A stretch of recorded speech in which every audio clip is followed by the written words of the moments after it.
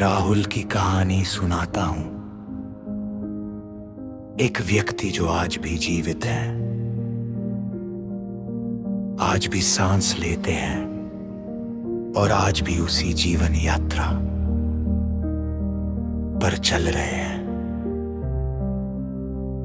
राहुल एक हिंदू परिवार में जन्म लेते हैं और वहीं पले बढ़ते हैं।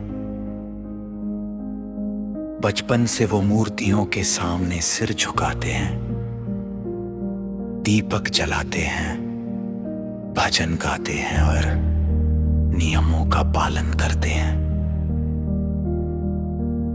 वो सच्चे मन से पूजा करते हैं, व्रत रखते हैं, कई बार आस लगाते हैं, पर उनके भीतर एक गहरा खामोश सवाल हमेशा बजता रहता है। क्या यही वो जीवित ईश्वर है जो मेरी तसल्ली करेगा?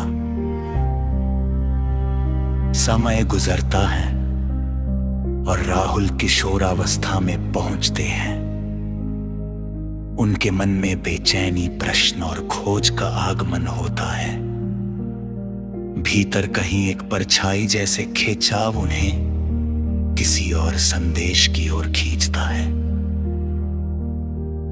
तभी एक दिन उनके मित्र उन्हें चर्च लेकर जाते हैं। राहुल सोचते हैं कि ये केवल एक नई जगह है, पर वहां की हवा, वहां की शांति, वहां की प्रार्थना कुछ और कहती है।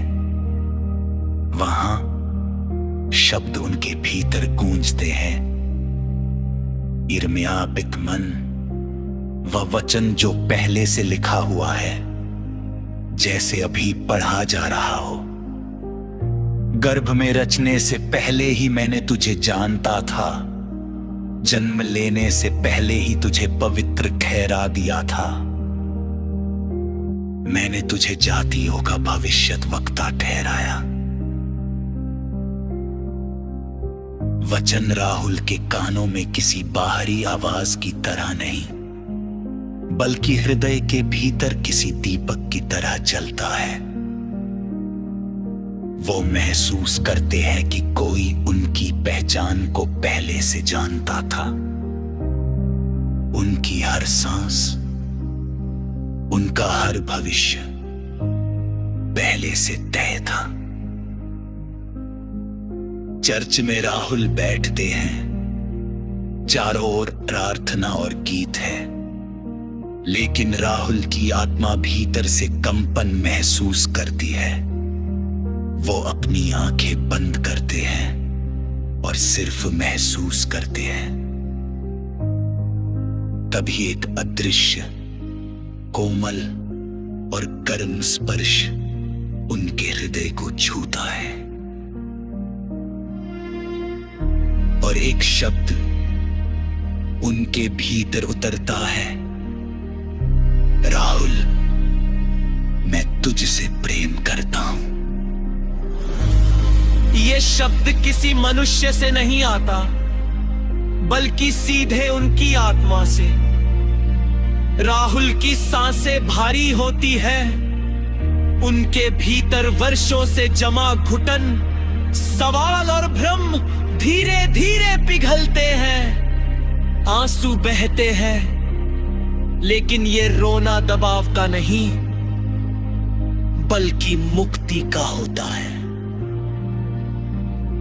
पवित्र आत्मा का ये पहला स्पर्श उनके जीवन की धारा बदल देता है।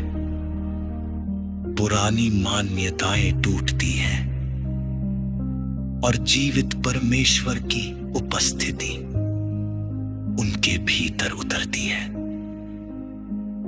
राहुल महसूस करते हैं, कोई है जो मुझे जानता है, कोई है जो मुझे बुला रहा है, कोई है जो मुझे बदलना चाहता है। समय बीतता है।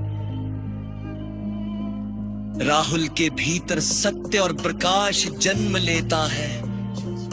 जो खालीपन था वह भरता है। फिर आता है वर्ष जो आल के है। राहुल निर्णायक निर्णय लेते हैं। वे यीशु मसीह को अपना प्रभु और उद्धारकर्ता स्वीकार करते हैं। उनका पुराना जीवन पीछे छूटता है। अब उनके भीतर नई पहचान, नया उद्देश्य और नई गहराई जन्म लेती है। अब राहुल केवल मूर्तियों के पीछे नहीं है। अब वह जीवित परमेश्वर के प्रेम में चलते हैं। पवित्र आत्मा उनके साथ है और उनका जीवन अब उसी प्रेम और प्रकाश की कहानी लिखता है जिसे ईश्वर ने उनके जन्म से पहले तय किया था।